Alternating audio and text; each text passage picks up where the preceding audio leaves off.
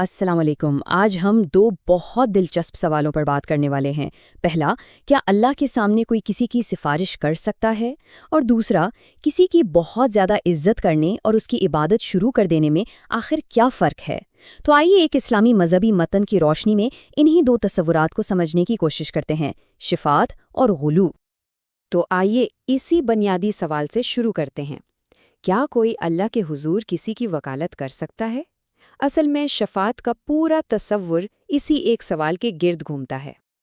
اچھا، اس سوال کا جواب ہمیں شفاعت کی اصطلاح میں ملتا ہے۔ بہت ہی سادہ لفظوں میں شفاعت کا مطلب ہے سفارش کرنا، یعنی کسی کے لیے بات کرنا۔ اس میں ہمیشہ 3 لوگ شامل ہوتے ہیں۔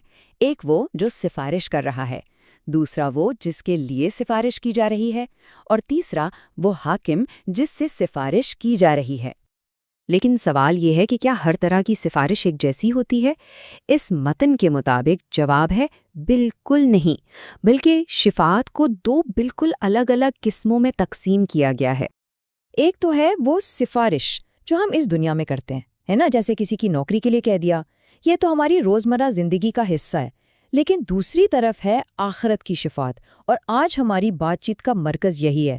اور یہ معاملہ دنیاوی سفارش سے بالکل الگ ہے۔ کیوں؟ کیونکہ اس کا سارا اختیار صرف اور صرف اللہ کے پاس ہے، اور اس کی شرائط بھی بہت سخت ہیں۔ تو پھر آخرت میں سفارش کی وہ سخت شرائط ہیں کیا؟ آئیے ذرا ان اصولوں کو سمجھتے ہیں، کیونکہ یہ کوئی آٹومیٹک پروسیس نہیں ہے، بلکہ یہ کچھ بہت ہی خاص خدائی شرائط پر ٹکا ہوا ہے۔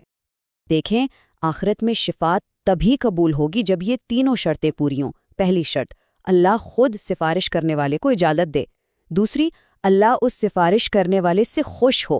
اور تیسری، اور یہ شاید سب سے اہم ہے، اللہ اس شخص سے بھی راضی ہو جس کے لیے سفارش کی جا رہی ہے۔ تو ان تینوں باتوں سے ایک چیز تو بالکل صاف ہو جاتی ہے کہ آخری فیصلہ اور اختیار صرف اللہ کا ہے۔ پہلی شرط کو ہی لے لیں، یعنی اللہ کی اجازت۔ اس کی دلیل قرآن کے اس زبردست سوال میں ہے، کون ہے جو اس کی اجازت کے بغیر اس کے سامنے سفارش کر سکے؟ یہ آیت بالکل واضح کر دیتی ہے کہ کسی میں یہ ہمت یا طاقت نہیں کہ وہ اپنی مرضی سے بیچ میں آ سکے۔ پھر آتی ہے تیسری شرط، جس کے لیے یہ آیت دلیل بنتی ہے، اور وہ صرف اسی کی سفارش کرتے ہیں جس سے اللہ راضی ہو۔ اس متن میں اسی آیت کی بنیاد پر یہ نقطہ سمجھایا گیا ہے کہ چونکہ اللہ شرک کرنے والے سے کبھی راضی نہیں ہوتا، اس لیے اس نظریے کے مطابق ایسے شخص کے لیے سفارش کا کوئی سوال ہی پیدا نہیں ہوتا۔ اچھا، اب ایک بہت عام غلط فہمی کو دور کرتے ہیں۔ اکثر یہ سوچا جاتا ہے کہ اللہ کے ہاں سفارش بھی ویسی ہوگی جیسے کسی دنیاوی بادشاہ کے دربار میں ہوتی ہے، لیکن یہ متن کہتا ہے کہ یہ سوچ ہی غلط ہے۔ کیوں؟ دیکھیں، ایک بادشاہ کو وزیروں مشیروں کی ضرورت ہوتی ہے کیونکہ اسے سب کچھ پتہ نہیں ہوتا، لیکن اللہ تو سب کچھ جانتا ہے، اسے کسی کی سفارش یا مشورے کی ضرورت ہی نہیں ہے۔ چلیں ایک لمحے کے لیے مان لیتے ہیں کہ سفارش کی اجازت مل بھی گئی، تو کیا سفارش کرنے والا کسی کو زبردستی ہدایت دلوا سکتا ہے؟ اس سوال کا جواب سمجھنے کے لیے ہمیں ہدایت کے تصور کو دیکھنا ہوگا، جس کی وضاحت اس متن میں کی گئی ہے۔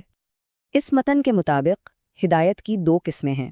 پہلی ہے ہدایت البیان۔ اس کو آپ ایسے سمجھیں کہ جیسے کوئی آپ کو راستہ دکھا دے، سمجھا دے۔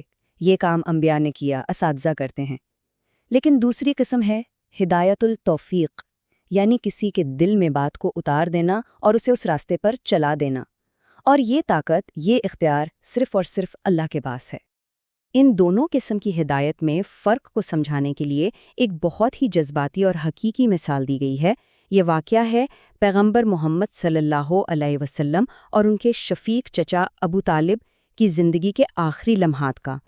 جب ان کے چچا بستر مرگ پر تھے تو پیغمبر صلی اللہ علیہ وسلم نے ان سے بڑی محبت سے درخواست کی، اے چچا، آپ بس ایک بار لا الہ الا اللہ کہہ دیجئے۔ یہ وہ کلمہ ہوگا جس کی بنیاد پر میں اللہ کے سامنے آپ کی سفارش کر سکوں گا۔ لیکن بار بار کہنے کے باوجود ان کے چچا نے یہ کلمہ نہیں پڑھا اور اپنے باپ دادا کے دین پر ہی دنیا سے چلے گئے۔ یہ واقعہ ہمیں کیا سکھاتا ہے؟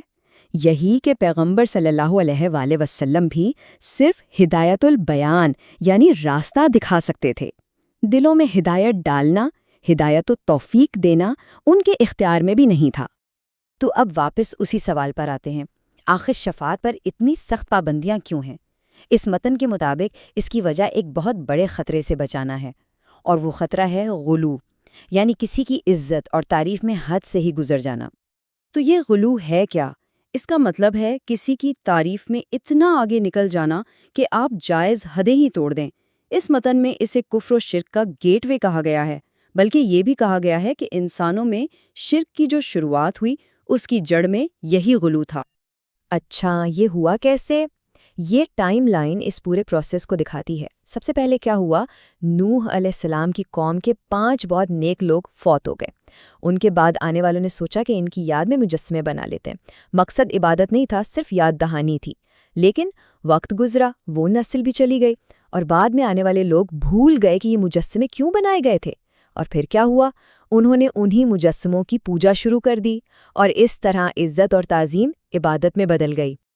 اور اسی خطرے سے بچانے کے لیے پیغمبر محمد صلی اللہ علیہ وآلہ وسلم نے بہت واضح طور پر فرمایا، دیکھو میری تعریف میں مبالغہ نہ کرنا، حد سے نہ گزرنا، جیسے عیسائیوں نے ابن مریم کے معاملے میں کیا۔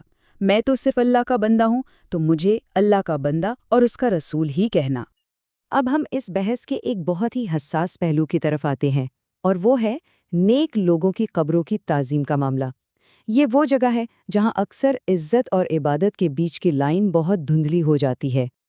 اس متن کے مطابق غلو کی سب سے خطرناک شکل نیک لوگوں کی قبروں کے معاملے میں ہی سامنے آتی ہے، اسی لیے اسے جائز عزت اور حرام عبادت کے بیچ کی فائنل لائن سمجھا جاتا ہے۔ یہ ٹیبل اس فرق کو بالکل صاف کر دیتا ہے۔ قبرستان جا کر آخرت کو یاد کرنا یا فوت ہونے والے کے لیے دعا کرنا یہ جائز ہے، لیکن وہیں پر نماز پڑھنا یا قبر پر کوئی پکی عمارت بنانا یہ منع ہے۔ اور جو آخری حد ہے وہ تب پار ہوتی ہے جب اسی قبر والے سے براہ راست مدد مانگی جائے۔ اسے شرک اکبر یعنی سب سے بڑا شرک کہا گیا ہے۔ تو ان ساری باتوں کا خلاصہ کیا ہے؟ اس پورے متن کا مرکزی خیال یہ ہے کہ ان تمام اصولوں کا مقصد صرف ایک ہے، انسان اور اللہ کے درمیان ایک سیدھا براہ راست تعلق قائم رکھنا، چاہے وہ شفاعت کی کڑی شرائط ہوں، ہدایت کی قسمیں ہوں، یا پھر غلو سے روکا گیا ہو۔ ہر چیز اسی ایک نقطے پر آ کر جڑتی ہے۔ اور یہ پوری بحث ہمیں ایک آخری بڑے سوال پر لا کر چھوڑ دیتی ہے کہ کوئی بھی مذہب اپنے نبیوں اور بزرگوں کی عزت اور خالص توحید کے بنیادی اصول کے درمیان توازن کیسے قائم کرتا ہے۔ یہ ایک ایسی کشمکش ہے جس پر واقعی غور و فکر کرنے کی ضرورت ہے۔